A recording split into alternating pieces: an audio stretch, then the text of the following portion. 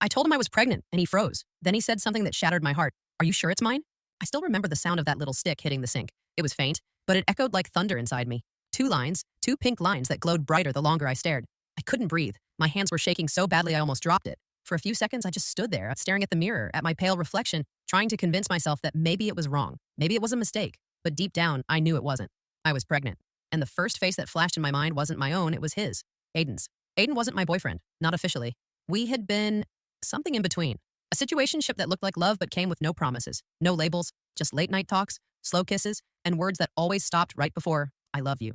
He was warm when he wanted to be, distant when I needed him most, but I'd fallen for him anyway. And now, standing in that tiny bathroom, I was carrying a part of him. I sat on the floor, knees pulled to my chest, feeling the weight of everything I didn't plan.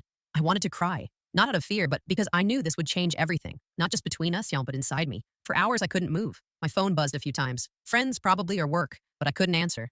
I just kept thinking about Aiden's smile, the way his hand felt in mine, the times he'd joked about never being dad material. Would he even want to know? Would he care? I wasn't sure.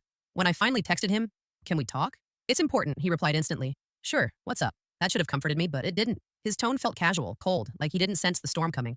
We met that evening at our usual cafe. I wore a hoodie to hide how terrified I felt. He smiled when he saw me, leaned in to hug me and said, "You look serious. What's wrong?" I took a deep breath. My voice barely came out. "Aiden, I'm pregnant." His face changed instantly. The warmth disappeared. His smile froze halfway. He blinked a few times, then said quietly, "Are you sure?" I nodded. I took 3 tests. He stared at the table for a long time. Then, without looking up, he whispered the words that broke me in half. "Are you sure it's mine?" If you were in her place, what would you do after hearing those words from someone you trusted? The moment he said it, the world just stopped. "Are you sure it's mine?" 6 words. 6 tiny words that shattered everything I thought we had. I tried to speak, but my throat closed. I could hear the coffee machine humming, people laughing in the background, spoons clinking against cups, and yet all I could focus on was his face. Cold, blank, distant. I whispered, "What do you mean?" "Of course it's yours." He looked up then, eyes sharp, like he was trying to read me. "I'm just asking.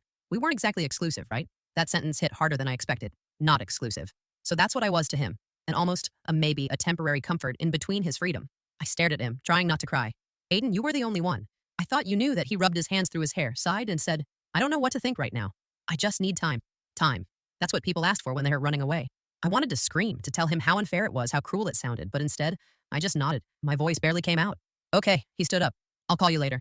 But he didn't. Not that night, not the next day, not for 3 days straight. And every minute of silence from him felt heavier than the last. I kept replaying our moments in my mind. The night he held me under the stars, the times he said I made him feel different, the way he used to look at me like I was something rare. Was all of that just convenience for him? I told myself not to cry, that maybe he was just processing it, but the truth was clear. He was avoiding me. On the 4th day, I couldn't take it anymore. I went to his apartment. His car was there, lights on, music playing softly through the door. When I knocked, I heard movement, then his voice, and another voice. A girl's. I froze.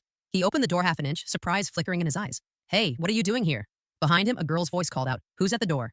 My heart sank. I took a step back. "I just wanted to talk." He hesitated, then said quietly, "Now's not a good time." And just like that, he closed the door. I stood there, staring at the wood, hearing faint laughter from inside. My chest ached, my hands shook, and something inside me cracked wide open. That was the moment I realized. He wasn't confused. He was hiding. And maybe I didn't really know him at all. Would you walk away after this or confront him again to demand the truth? That night, I couldn't sleep. Every time I closed my eyes, I saw that door closing in my face and heard her laughter echoing from inside. Who was she? How long had she been there? Was she the reason he doubted me? By morning, the ache in my chest had turned into anger. Not the loud, screaming kind, the quiet, heavy kind that sits in your stomach and burns slowly. I didn't want to be that girl, the one who begs for answers, but I couldn't let it end like that. So I waited. The next day, I saw Aiden on campus. He was with her. She was tall, confident, wearing his hoodie. Their hands brushed when they laughed. My heart dropped. He noticed me almost immediately. His smile faded. He mumbled something to her, then walked over. "Can we not do this here?" he whispered. I looked straight at him. "Who is she?" He sighed. "Her name's Chloe. She's just someone I used to see." I almost laughed at how calm he sounded. "Used to?" I asked. "Then why's she wearing your hoodie?" He didn't answer. Chloe, however, had no problem speaking. She came closer, smiling faintly, her tone dripping with mock concern. "Oh, so you're the one who's been calling him nonstop? He told me about you, said you were having a hard time letting go." The words hit like knives. I turned to Aiden. "You said that?" He looked guilty, but not enough. "I didn't mean it like that." Tears blurred my vision. "You think this is about not letting go?" "I'm pregnant, Aiden. I was trying to tell you what that means for both of us." For the first time, Chloe's smile disappeared. She blinked, confused. "You're what?" Aiden closed his eyes, muttering, "Not here, please." But it was too late. People were already watching, whispers spreading like wildfire. I didn't care anymore. "You wanted to question if it's yours? Fine, let's do the test. Let's see who's lying." Aiden stepped forward, voice low but tense. "Stop making a scene." I stared at him. "No, Aiden. You don't get to doubt me and then hide behind someone else. You don't get to walk away from the mess you helped create." Silence hung between us.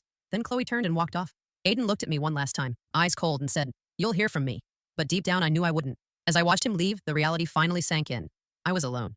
Not because I wanted to be, but because the person I trusted chose to make me the villain in his story. And that hurt more than anything. Would you expose him publicly like she did? Or keep everything private to protect your peace? After that scene on campus, I vanished, deleted his number, turned off my phone, skipped classes. The world outside kept moving, but mine had stopped. The first few days were silent, too silent. I thought maybe he'd show up, maybe apologize, maybe say something that made sense, but he didn't. The anger faded, replaced by something worse. Numbness. I'd stare at the ceiling for hours, tracing the cracks, wondering how everything that once felt so right had crumbled so fast. My roommate Priya noticed. She didn't ask questions, but she made tea, left food by my desk, and once whispered, "You don't have to face this alone." I smiled weakly. "But I am alone," I said. She looked at me like she wanted to argue, but didn't. One evening, I finally picked up my phone. Dozens of messages. Not from Aiden, of course, but from people who'd heard about the fight. Gossip spreads fast on campus. Some pitied me, some judged me, some pretended to care. But one message stood out. It was from Liam. We'd met once at a mutual friend's party. He was quiet, kind of awkward, but funny in a real effortless way. We hadn't talked since. His message read, "Hey, I heard what happened. I know it's none of my business, but if you ever need to talk, I'm here." I didn't reply at first, but the next day he messaged again. "You don't have to explain anything. Just don't disappear, okay?" Something about that made me cry. Not the words, but the tone. The sincerity I hadn't heard in weeks. So I texted back. We talked for hours. About nothing, really. Classes, music, random memes. But it felt normal, safe. Days turned into weeks. The pain was still there, but it wasn't swallowing me whole anymore. Then one night, Liam said softly, "Can I ask you something?" "You don't have to answer if it's too much." I hesitated. "What is it?" He paused, then said, "Are you keeping the baby?" I froze. No one had asked me that, not even Aiden. I looked at my reflection in the dark window. "I don't know," I whispered. "Everything feels blurry right now. I can't even imagine being a mom, but I also can't imagine not being one." There was a long silence, then he said, "Whatever you decide, you're not a bad person. You deserve peace." His words stayed with me long after the call ended. For the first time in weeks, I slept peacefully. Maybe it wasn't love, maybe it was just kindness, but either way, it reminded me that not everyone would treat my pain like a rumor. And that was enough, for now. Would you open up to someone new like she did, or keep your guard up after what happened? It had been almost a month since everything fell apart. I was finally beginning to breathe again, slowly, carefully. My mornings were quiet, tea instead of chaos, classes instead of crying. Liam would walk with me to the library sometimes. He never asked too much, never judged, just smiled, that soft, patient smile that made me feel seen. Then one rainy afternoon it happened. I saw him, Aiden, standing by the campus gate, drenched, holding an umbrella he clearly wasn't using. My heart dropped to the ground. For a second, I thought it was a hallucination. I blinked, but he was still there. When our eyes met, something inside me twisted. Anger, fear, memories. Everything collided at once. He took a hesitant step toward me. "Maya," he said quietly. Just hearing my name from his lips made my chest tighten. I wanted to walk away, pretend he was invisible, but he looked so different, exhausted, pale, broken. So I stood still, waiting. I was wrong, he started. I panicked. I didn't know what to believe, but now I know the truth. My stomach turned. "The truth?" He nodded. "It's mine, isn't it?" My hands trembled. So now he cared, now that the storm had passed and rumors had faded. I forced a laugh. "You suddenly know that?" He looked away. "I talked to Sarah. She told me." My blood ran cold. "Sarah?" I repeated. "You mean the girl who said she was pregnant too?" He nodded shamefully. "She lied. About everything. She told me she was late just to make me stay. But she showed me the test results. It wasn't mine." She admitted it. My world spun. That girl had ruined everything between us, and he had believed her. Tears filled my eyes, but not from sadness, from anger. "You destroyed me, Aiden," I said, voice shaking. "You let me cry alone while you played detective with her. You left me when I needed you most." He stepped closer. "I know. I hate myself for it. Please, Maya, I want to fix this." "Fix it?" I whispered. "You can't fix something you shattered." He reached for my hand. "I still love you." For a brief second, I almost believed him. The same warmth flickered, the same one that made me fall for him months ago. But then I saw Liam standing across the courtyard watching. Not angry, just sad. And that was the moment I realized love isn't about who says sorry. It's about who never makes you feel like you're not worth choosing. I pulled my hand away. "You're too late, Aiden." And for the first time, I walked away without looking back. Would you have given Aiden a second chance or walked away like Maya did? Aiden didn't stop after that day. He called, he texted, he waited outside my dorm. At first I ignored him, but the persistence, it started getting under my skin. He wasn't the same smug boy who'd walked away. There was something desperate about him now, something raw. One morning, as I walked across campus, I found a small note slipped into my bag. It said, "I'll be at the old cafe at 6. Please, just hear me out once, no name." But I knew. I told myself I wouldn't go. I told Liam I wouldn't go. But when evening came, my heart betrayed me. I went. The cafe was quiet, dimly lit. He sat in the corner, fidgeting with a mug. When he saw me, he stood instantly. "Maya, you came." I crossed my arms. "You have 5 minutes." He nodded. "I know I don't deserve another chance, but I need you to understand. I was scared. When you told me about the baby, I didn't even think. I just reacted. I ran, I said nothing, just watched him." He took a deep breath. "I thought I had my life figured out. Then suddenly I was supposed to be a father. I wasn't ready. But losing you showed me something. I'd rather face everything with you than live without you." His voice cracked. "Please, Maya, let me try again." For a moment, silence wrapped around us. Then I heard a voice behind me, firm, calm, familiar. "She doesn't owe you another try." I turned. Liam stood at the door. He looked straight at Aiden, his jaw clenched. Aiden's eyes darkened. You again. Liam ignored him and looked at me. You said you were done letting people treat your pain like an experiment. Remember that? I froze. He was right. Aiden stood up. This isn't your business. Liam stepped closer. It became my business the day she stopped crying alone. The air between them felt electric. People in the cafe started watching, whispering. I finally spoke. Enough! Both of you. They looked at me. I'm not a prize, I said quietly. I'm not something to win back or protect. I'm tired of being pulled between guilt and pity. Aiden's shoulders slumped. I just want you to forgive me. I shook my head. I already did. But forgiveness doesn't mean going back. He looked shattered, but I didn't flinch this time. As I turned to leave, Liam reached for my hand. Not to claim it, but just to say, I'm here. And for the first time, I believed that maybe, just maybe, everything broken didn't need to be fixed. Some things just needed to end peacefully. Who do you think truly loved Maya? Aiden, who wanted to fix things, or Liam, who respected her healing? A week passed after that confrontation at the cafe. Aiden stopped calling. Liam stayed close but never crossed any lines. It was peaceful, or at least it seemed that way.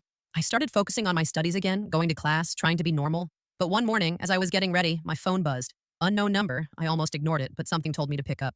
Hello, I said. Is this Maya Sharma? A calm female voice asked. Yes, I replied hesitantly. This is Dr. Nair from City Hospital. We have some results from your last visit. Could you come in today? My chest tightened. Is everything okay? She paused. It's better if we discuss it in person. The rest of the day was a blur. I could barely sit through lectures. Liam noticed instantly. What's wrong? He asked softly. I forced a smile. Just a checkup call. Nothing serious, but I think he knew I was lying.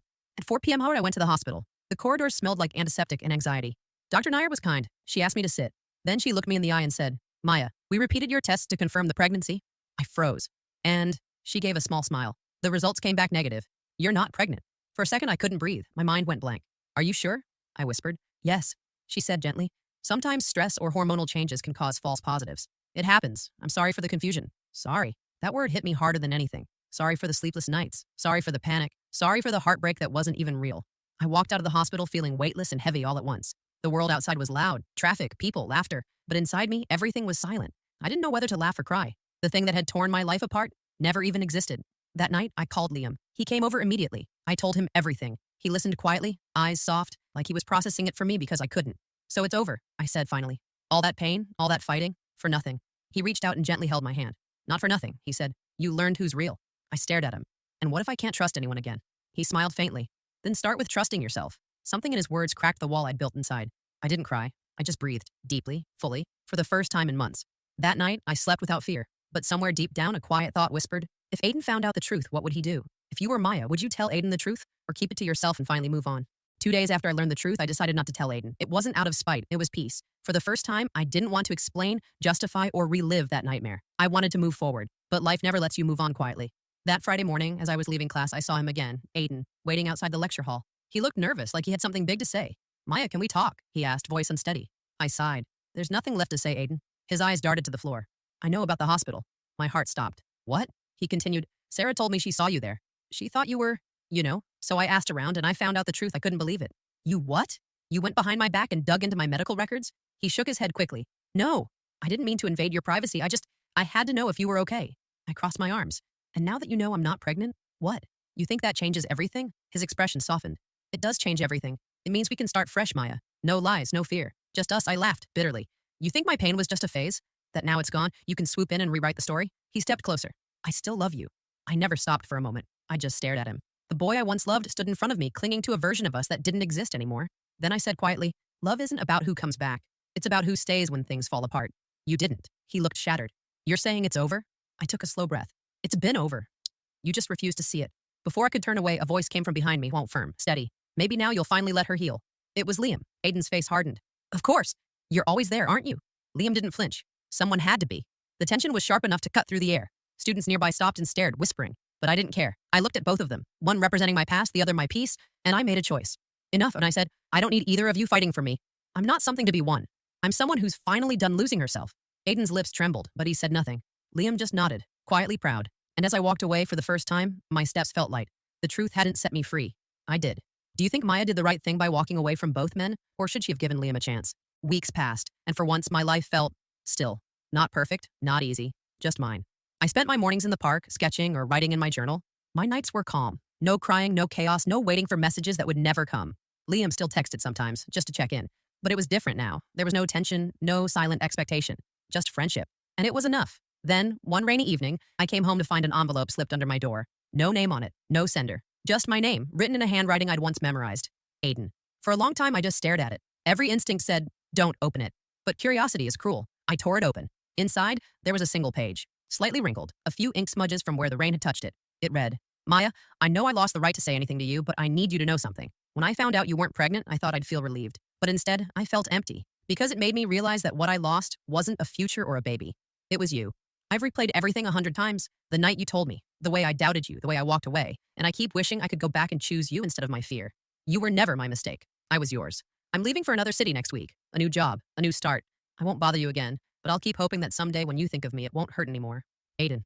I sat there staring at the words until they blurred. It wasn't an apology I needed. It was closure. And somehow that letter gave it to me. I folded it carefully and placed it in my drawer, not to keep him close, but to remind myself how far I'd come.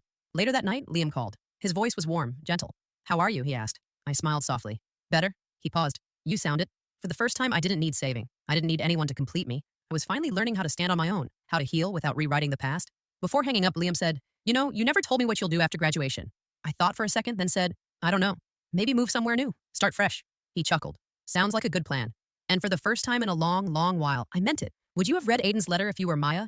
Or thrown it away without opening it? A month later, I packed my bags. Not to escape, but to begin again. The city had become too small for my memories. Every cafe, every street corner, every whisper of wind carried pieces of the past I no longer wanted to relive. So I found a small design internship in another town, far enough to breathe, close enough to not feel lost. The day I left, the sun was just rising. The world felt new. Priya helped me zip my suitcase, hugged me tight, and said, I'm proud of you, Maya. You didn't run away. You healed? I smiled. Maybe both. The bus ride was quiet. The window beside me was cool against my cheek, the sky blushing pink and gold. For the first time, I didn't think about what I'd lost. I thought about everything I'd survived. Aiden's letter was still tucked inside my journal, not as a wound, but as proof that even endings could be gentle. And Liam, well, he stayed in touch, but we both knew something. Peace doesn't always turn into romance. Sometimes it just stays peace, and that's enough. When I reached my new city, it felt strange at first. I didn't know anyone. But there was freedom in that. No eyes watching, no past following, no stories being whispered. I found a small apartment with a view of the river. The walls were bare, but they smelled like possibility. That first night, I cooked instant noodles, sat on the floor, and watched the reflection of city lights dance on the water. And I whispered to myself, you made it. There was no dramatic music, no sudden knock at the door, just quiet, steady peace. In the days that followed, I began to smile again. Not the polite kind, but the real one. I painted, worked, met new people. Sometimes I think of Aiden, not with anger, not with love, just with understanding. He had been a chapter, not the whole book. One evening, as I stood by the river, a little girl nearby laughed as her balloon floated away into the sky. Her mother tried to catch it, but missed. The girl looked sad, but her mom just smiled and said, It's okay, sweetheart. Some things are meant to fly I didn't mean to, but I whispered the same words to myself, because I finally understood them. Not every story ends with love, some end with freedom. And that's still beautiful. So I closed my eyes, took a deep breath, and let everything go, the fear, the heartbreak, the guilt. I wasn't broken anymore, just becoming. And that was enough. What did you learn from Maya's journey? That love deserves forgiveness? Or that sometimes peace matters more than happy endings?